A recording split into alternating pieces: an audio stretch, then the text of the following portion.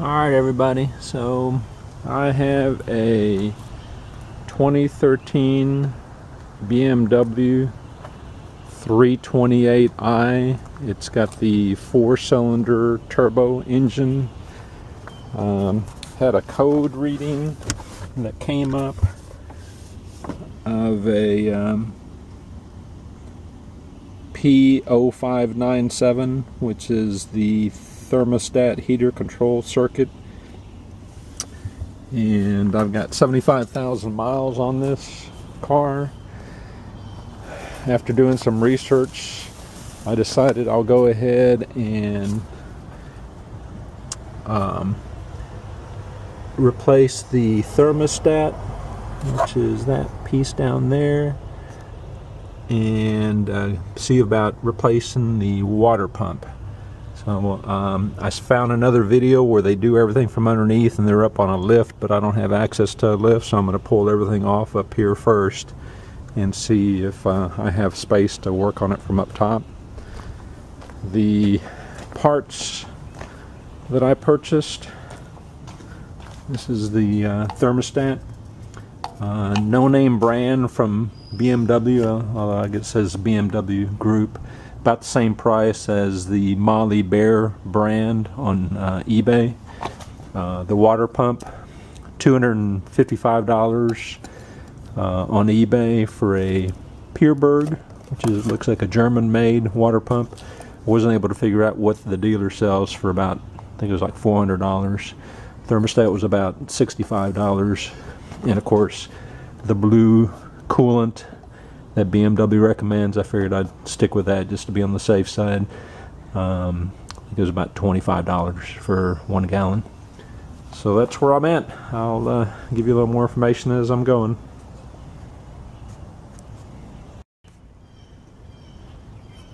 Alright, so next update.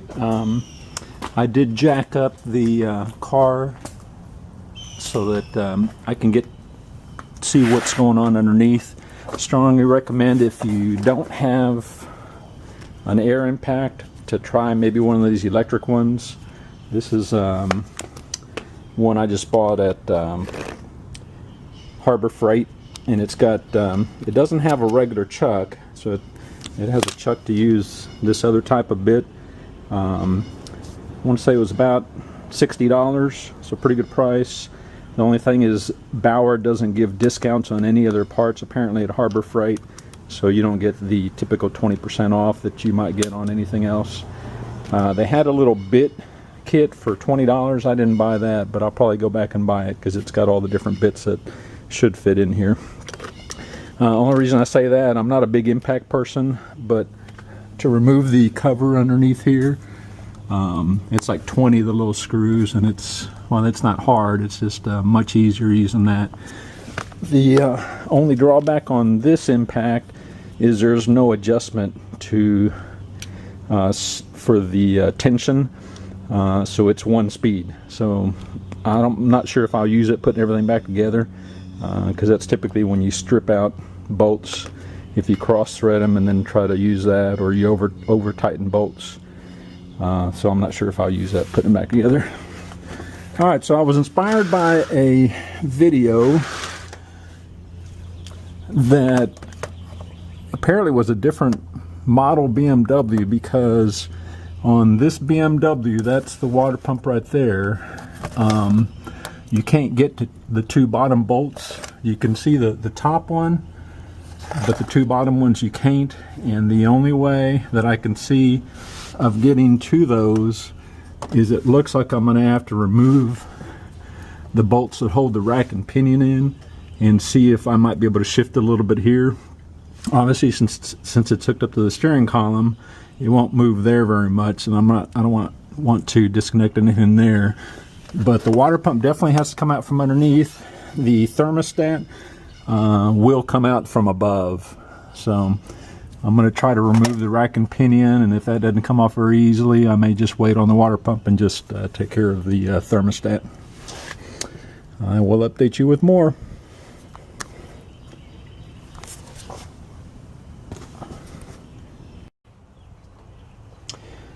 Okay, so bad news. Water pump's going to have to wait. The two bolts that hold the rack and pinion on use an inverted, like a 10 millimeter torx socket, and I don't have one that's the right size. And when I tried to make do with what I had, it started to strip the head. So I'm not going to mess with that for now.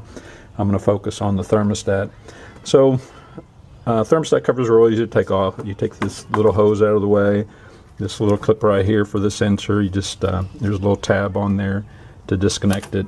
Once you have everything disconnected, this housing just pulls straight up. Oh, you also have to disconnect the this air hose right here. It's just a slotted screw. So once this is pulled out of the way, then you want to squeeze these two little tabs to remove this, to get it out of the way. And then there's a little clip that holds this hose on. And on these other hoses, it looks like it's just the regular spring type clamps on the other hoses. Now, BMW doesn't use a drain on this, so the moment I start disconnecting the hoses, all the antifreeze is going to leak out, so you want to make sure you have a pan underneath to capture it. But that's where I'm at now. This little clip here will also need to be removed that's on the thermostat. And as you can see, it looks like it's two mounting bolts that are going to hold it in place. And that's where I'm at for now.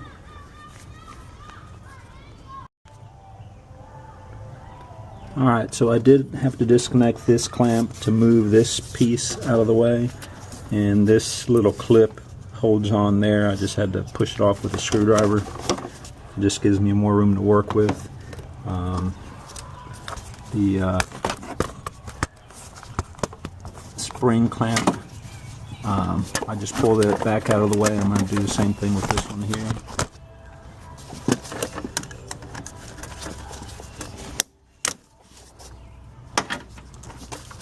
Alright, so now I pretty much have all the clamps loose. I haven't pulled the hoses off yet. The screws that hold it on are kind of hidden back here. I'm going to see if I can get to it with a, I may have to use a swivel on the socket. I'll let you know what size it is once I get to break those loose.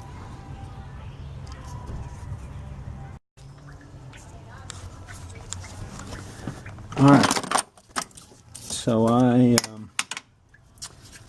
remember to cover up this air intake hose so you don't get any coolant in your air intake system. I did have to disconnect the lower hose on the water pump. It's just a screw clamp to move that hose out of the way. And actually I did that to drain the coolant first before I disconnect any of the hoses. That way nothing will be splashing down in here. Fortunately, once I remove that hose, there's the two screws that hold the thermostat in place are a Torx T27, and they're not in there real tight, so 1/4 inch ratchet, and it just broke them right loose. So that's the next step. And so far, so good.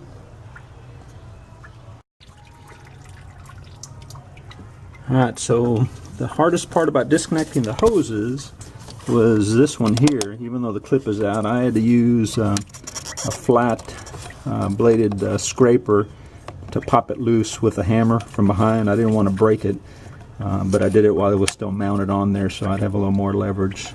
And that's it. Should be ready to come out and ready to install the new one.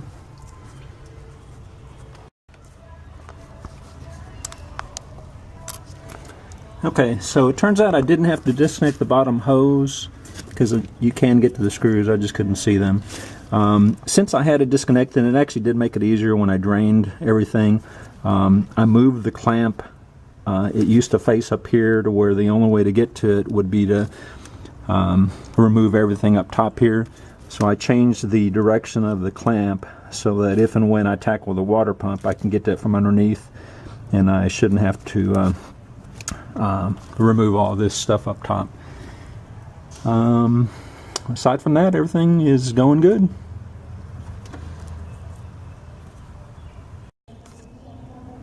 So just a quick tip, put the thermostat bolts in the thermostat before you try to mount it, and then it makes it a little bit easier to line everything up using your torx and an extension to get the screw started.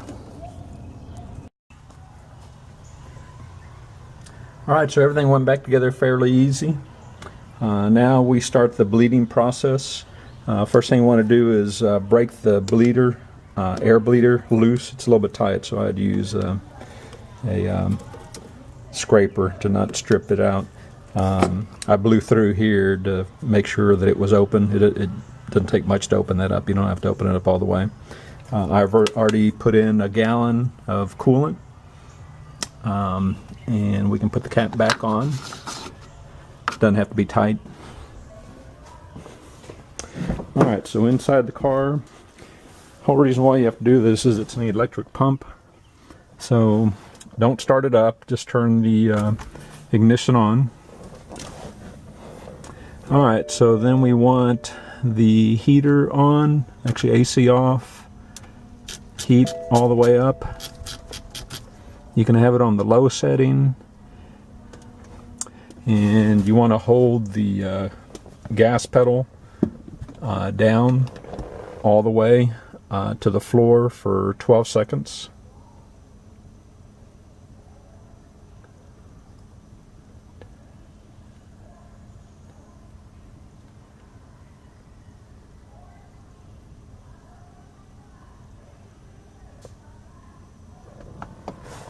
Okay, and that's supposed to start the...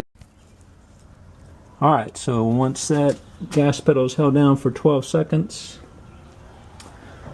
you'll hear the water pump on, and you want to make sure you have a backup battery source. Take the cap off, you'll see it's already flowing, and this whole process takes about 10 minutes. Once it's done, then you'll go ahead and fill your coolant back up, which on these it's only filled to halfway. Close your bleeder, tighten your cap down, and then you do want to turn the ignition button off and back on to make sure that it's not still in its bleeding mode for when you get ready to drive it. But you'll hear it gurgling.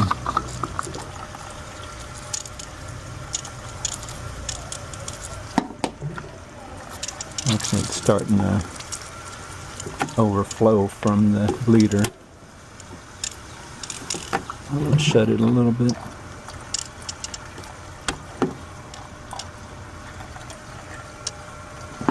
Alright, should be it. Good luck, everybody. So this was probably all the way through, if I wasn't videoing, maybe an hour and a half, couple hours at the most. Well worth the $500 the dealer wanted to charge me to replace the thermostat. On a difficulty level from 1 to 10 being the hardest, I put it at about a 5. So it's not too bad. You just be patient, take your time. Good luck. Alright, so the check engine light was cleared and it has not come back on, so it looks like the thermostat took care of that engine light. And like I said, the tank only gets half full on this particular one. When it was all said and done, I did need a little bit over a gallon of coolant, so I strained all the coolant that leaked out from underneath, make sure I didn't have any dirt or anything in it, and just used a little bit of the old coolant just to top it off. But everything looks good.